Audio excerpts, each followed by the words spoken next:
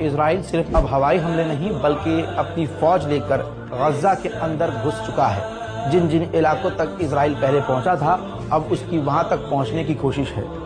पिछले 48 घंटे में 436 से ज्यादा फिलिस्तीनियों को कत्ल किया जा चुका है और ये नंबर लगातार बढ़ रहे हैं। हजरात, इजराइल ने नेतजारिम कॉरिडोर, तस्वीर दिखा देता हूँ, देखिए, नेतजारिम कॉरिडोर पर इजराइल ने पूरी तरह से कब्जा कर लिया है।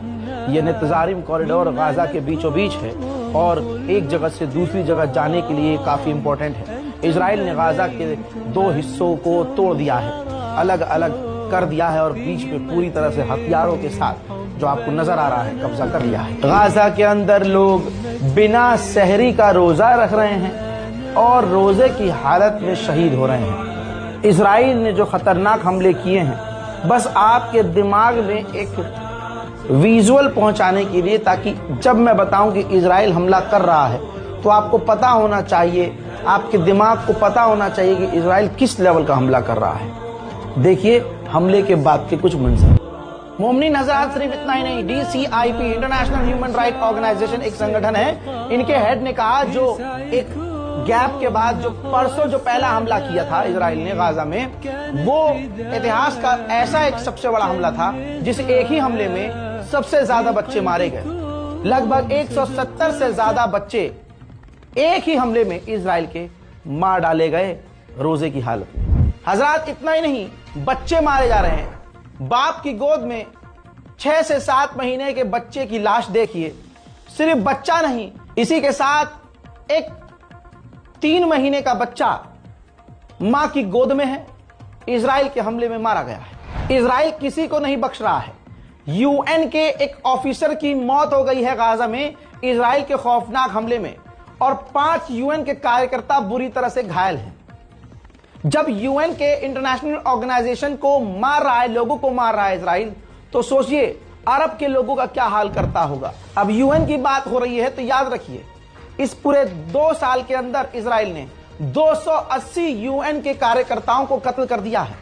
अरे भाई, 280 UN के कार्यकर्ता, और अमेरिका तब भी खामोश, जर्मनी तब भी खामोश, फ्रांस तब भी खामोश। जब अपने UN के 280 लोगों को इजराइल कत्ल कर चुका है, अमेरिका कत्ल करवा चुका है और खामोश है, तो फिर आपके और हमारे मारे जाने पर कौन बोलेगा। उधर गाजा के बैतलाइया के इलाके में, गाजा में इजरायली नाकेबंदी के चलते हालात बेहद गंभीर हो चुके हैं। 3500 से ज्यादा बच्चे जो 5 साल से छोटे हैं, भूख की वजह से मौत के कगार पर हैं। तो वहीं गाजा के सरकारी मीडिया दफ्तर के मुताबिक 2,90,000 से ज्यादा बच्चे खतरे में हैं और ग़िज़ाई किल्लत से बुरी तरह जूझ रहे हैं और तकरीबन 11 लाख बच्चों को रोजाना जरूरी पोषण नहीं मिल पा रहा है। लेकिन इसके बावजूद इजराइल ने इमदादी सामान को अंदर आने की इजाजत नहीं दी है। राहत एजेंसियों का कहना है कि खाना और दवाइयां लगभग खत्म हो चुकी हैं और ग़िज़ाई किल्लत के मामले तेजी से बढ़ रहे हैं। वहीं इमदादी तंजीमों और उनके लोगों ने इजराइल पर भूख को गाजा में हालात बेहद गंभीर होते जा रहे हैं। यूनाइटेड नेशंस ने चेतावनी दी है कि जल्द से जल्द अगर इंसानी इमदाद और मदद नहीं पहुंची तो लगभग 14,000 बच्चों की जान जा सकती है। 2 मार्च से पूरी तरह से घिरे गाजा में 19 मई को पहली बार सिर्फ कुछ ही UN ट्रक अंदर पहुंच सके हैं, जो जरूरत के हिसाब से बहुत कम है। UN के इमदादी कामों के निगरान आला ने इसे समंदर में एक बूंद जैसा बताया है। वहीं गाजा में 20 लाख से ज्यादा लोग पहले ही भुखमरी की कगार पर हैं। जानकारों का कहना है कि अब भुखमरी का खतरा नहीं है बल्कि हकीकत बन चुकी है। यानी अब साफ हो गया है कि इजराइल गाजा में मासूम फिलिस्तीनियों का नरसंहार करना चाहता है। लेकिन सवाल यह है, हाल ही में इजराइल की सिक्योरिटी कैबिनेट ने गाजा पर पूरी तरीके से परमानेंट कब्जे और लाखों फिलिस्तीनियों को जबरन मिस्र के सिनाई रेगिस्तान की तरफ भेजने का मंसूबा मंजूर किया है।